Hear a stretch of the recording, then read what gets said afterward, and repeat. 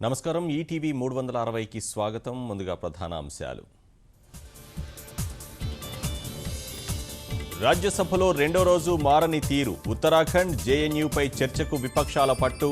సభ పలుమార్లు వాయిదా. 5 కొత్త సభ్యులకు రాజ్యసభ ఆహ్వానం. మేరీకోం, సుబ్రహ్మణ్య స్వామి సహా మరో 3 ప్రమాణం. భారత్ పాక్ మధ్య ప్రారంభమైన చర్చలు. ఢిల్లీలో ఇరు దేశాల విదేశాంగ కార్యదర్శుల భేటీ. ఇతర పార్టీలను బలహీనపరచడం అధికార పార్టీకి తగదు. ఫిరాయింపులకు అడ్డుకట్ట వేయాలన్న ప్రతిపక్ష నేత జానారెడ్డి. తెరాస ప్లీనరీకి శరవేగంగా ఏర్పాట్లు. సాయంత్రం ఖమ్మం వెళ్లనున్న ముఖ్యమంత్రి.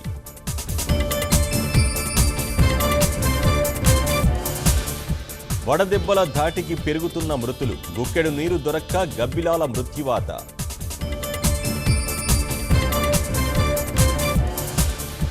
జల చైతన్యంపై 3 జిల్లాల్లో ఈటీవీ ఈనాడు సదస్సులు. రాష్ట్ర వ్యాప్తంగా ఉద్యమంలా ఇంకుడు గుంతల నిర్మాణం. మురుగునీటితో కరువును జయించిన గ్రామస్తులు. పంట పొలాలకు వాడుతూ సిరులు పండిస్తున్న రైతులు.